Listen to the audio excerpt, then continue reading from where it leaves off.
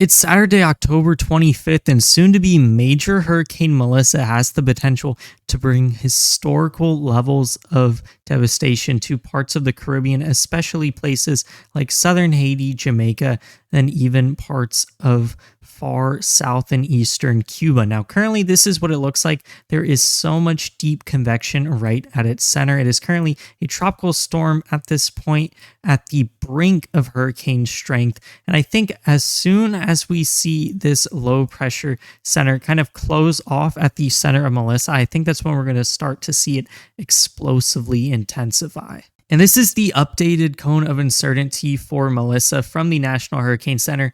It feels like a landfall, or at least some really big impacts in Jamaica, are unfortunately pretty certain at this point. A lot of the models have honed in over the past couple of days, and it looks like that is unfortunately what's going to happen. But at least for now, in the very near future, from now until probably Monday, Melissa is going to be moving at a literal walking pace. In fact, you probably walk faster than Melissa is going to be moving. It is currently moving at 2 miles an hour off to the north, and it's going to probably take a pretty abrupt turn to the west. It's going to follow almost a due west heading as it really turns into that monster major hurricane like we're expecting. But currently it is a 65-mile-an-hour sustained storm. I would even bet, based off of that scan, that this might actually be a weak hurricane at the time of recording, but by the time you're probably seeing this, it will be a little bit stronger, maybe even starting to really explosively or rapidly intensify. And now that we have a much better idea of where Melissa is actually going to track, we can start to talk about the impacts. And I think the biggest impact with Melissa isn't going to be the surge or the winds, but the very large amounts of rainfall that they are going to dump on the Caribbean. I think we could see potentially 30 to 40 inches of rain dumped by Melissa on most of Jamaica. Specifically, I think the farther eastern part of Jamaica is going to be the hardest hit. Southern Haiti as well. Then as we go into the future, I think south and eastern Cuba could also receive upwards of 30 inches of rain. Then for the Bahamas, I think Melissa is going to be moving a little bit quicker at that point, so it won't be as bad, but still a lot of rain there. But this is where I think a lot of the potential historical devastation to these regions is going to come from. Jamaica and a lot of these other Caribbean islands have a pretty mountainous terrain, so I definitely think a lot of mudslides are probably going to be in play with the sheer amount of rainfall that we're expecting from this storm. And another thing are going to be the significant wave heights as Melissa turns into a potentially strong Category 4 and maybe even a Category 5 storm.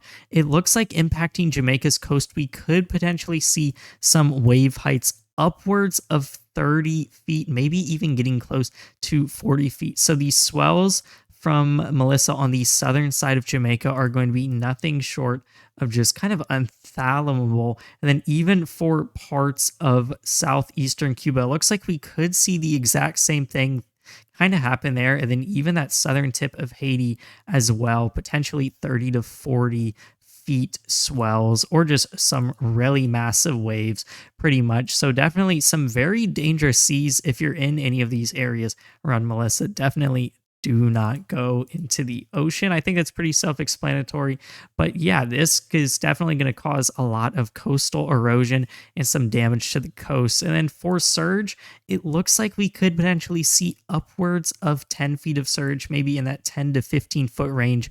I think that's going to definitely be in the southern portion of Jamaica. I think that's going to be the hardest hit region from Melissa over the next couple of days. And I think we could see some large surge also being brought to southern Haiti and southeastern Cuba as well. And then, of course, the winds from Melissa are likely going to be pretty devastating as well, probably in that Category 4 to even potentially weaker Category 5 range of winds. So that could mean anywhere really, I think, from 130 miles an hour even up to 160. But still, the models have actually shown a little bit of a back off in intensity today. A lot of them are even not really showing over a category 3 strength, and I just kind of show why that might be. So this is one of the big things that's going to be steering Melissa. It's going to be this really big dip in our jet stream or trough kind of moving through the US. This is going to bring loads of dry air, a dip in our jet stream. This is going to mean really poor shear for development. And it's also going to be the reason why Melissa kind of just gets caught on it. And it's really going to ride it all the way up through the Atlantic before it kind of gets shot out into the Atlantic and dissipates. This is also going to bring tons of dry air. As we're going to see, this darker brown shaded stuff is going to be loads of dry air. That is not going to be favorable at all for Melissa's intensifying kind of campaign. So I definitely think this is going to be a potential reason why Melissa might not reach those historical strengths. I really hope this is something that would be more likely to happen instead of it deepening down to a category 5 storm. So this is definitely still in play, and let's hope something more like this goes down. But moving back to the US today, we have a couple of weird severe weather things happening. One thing is going to be a severe weather risk in the Pacific Northwest. That is already pretty rare, but there's also going to be a tornado risk accompanying that. We'll touch a little bit more on that in a second after we look at this risk down here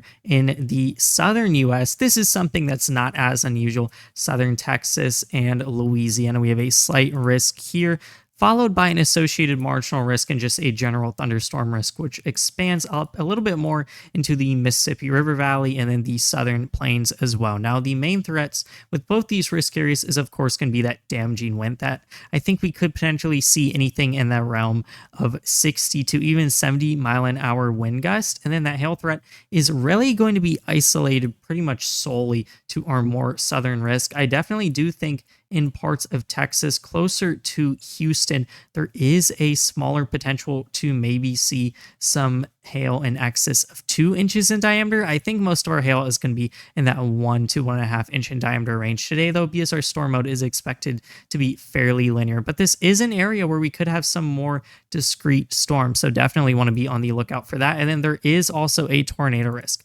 Now, there is a very rare tornado risk up here in the Pacific Northwest, specifically on the coast of Oregon. Definitely not something that you see very often. I think this is going to be a pretty small and conditional risk, though, and I definitely wouldn't be surprised to see maybe a tornado warned storm, but I don't think we're going to see really anything super crazy going on up there. However, down here in parts of southern Texas and then southern Louisiana, we do have a 5% tornado risk, and I actually do think there is a small chance to maybe see a stronger storm with this. I think there is a chance for a couple of discrete blips to pop up in front of our main line, and then these shear parameters out here are going to be very favorable for tornado genesis. And this is a look on how the radar might look as we persist into today and our severe weather event unfolds, specifically down here in that more southern region today. Now, of course, we're going to have that big line of storms, this big,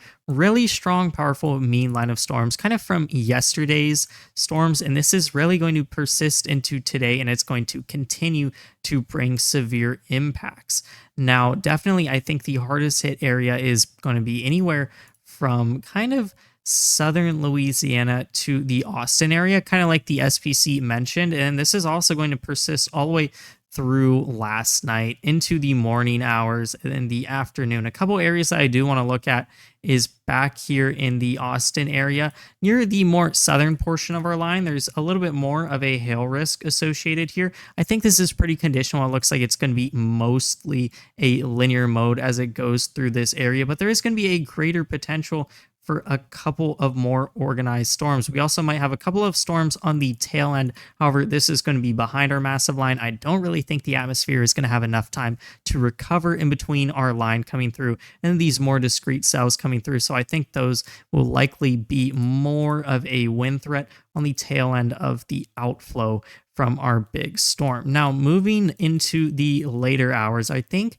as the day kind of goes through, I think we're actually going to see our tornado risk elevate a bit more. A couple more things I want to note is that there is a smaller chance for a couple of prefrontal cells. This is going to be my example right here. This little blip kind of initiated by some forcing from some advection of some warm, moist air from the Gulf. And then as it gets closer to our line, we can see it get a really nice look for a tornado as it interacts with that line, maybe even becoming tornadic at that point. So that is something that I do want to be aware of. Maybe a couple of prefrontal supercells could happen, but with our main line, there's also going to be a little bit of a warm front draped specifically over the far eastern and southern portion of Louisiana, kind of near New Orleans. I think there is going to be a potential that as we go into the afternoon hours, our tornado threat could maybe strengthen a little bit. And believe it or not, we're actually going to start to see this line dissipate probably after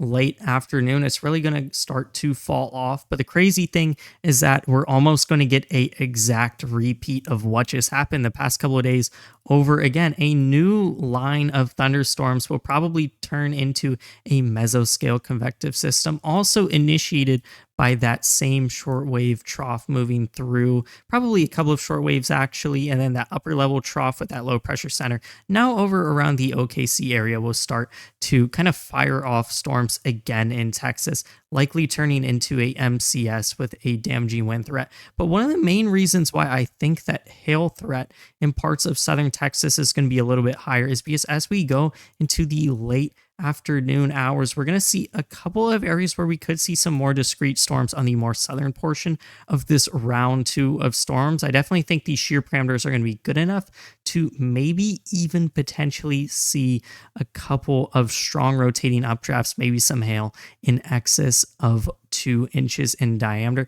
And then for that tornado threat, definitely think it's going to be pretty small, but not zero though. Maybe a couple of weaker spin up tornadoes in this line as well. And just taking a very brief look at our severe weather threat up here in the Pacific Northwest, I think it's going to be mostly conditional, but because we're going to have a very massive kind of level of some just really strong jet stream winds moving through, we're just going to have a bunch of forcing a really messy mode with a lot of rain and potentially a somewhat strong line moving through. There's just going to be a very conditional threat for some damaging winds, I think. And then because these shear parameters are going to be pretty solid because we have some really strong jet stream winds kind of ripping through the region, there's also going to be that very small conditional tornado threat as well. And this is a better look at the jet stream in both of our risk areas in southern Texas and Louisiana. We can see that we have multiple kinks or short waves moving through with our low pressure center probably located in Oklahoma.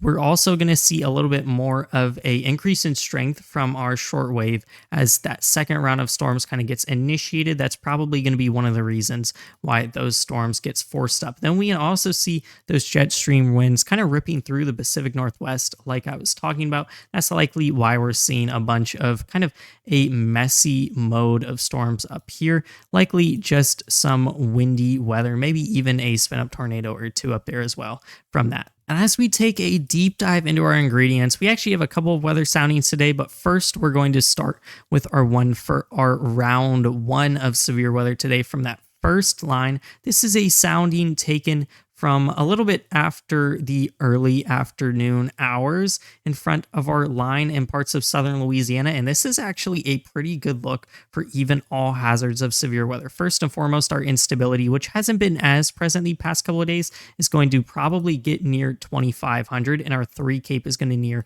200.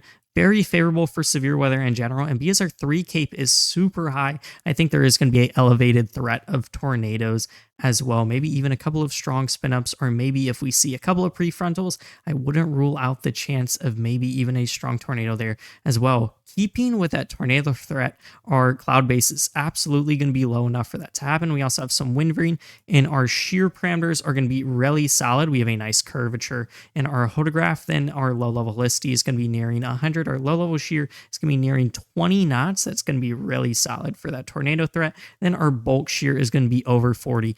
Definitely a very organized line. And if we get a couple of prefrontals, I think those are going to be organized as well.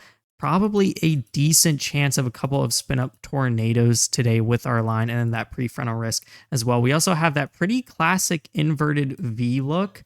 I think that our lapse rate in the lowest level of the atmosphere where those tornadoes would be is going to be pretty solid as well. But we do have a pretty saturated environment, even though the moisture on the ground is going to be really amazing. 71 dew point. It looks like it's going to be pretty moist all the way up. So not tons of dry air aloft. I think this could mean maybe a little bit less of a damaging wind threat. But even though our precipitable water is 1.7 inches, I think that's also going to increase our damaging wind threat. So I definitely think all hazards of severe weather are going to be in play because we have such high amounts of bulk shear. I think we'll see a couple of somewhat strong updrafts. Even though it's going to be a linear mode, I think we could see some hail in that 1.5 inch region. Also, because we have a lot of cape up here near our freezing level. So definitely all hazards of severe weather in play in our southernmost risk area. And this is a weather sounding taken in front of round 2 of severe weather in our southernmost risk area with that second line moving through.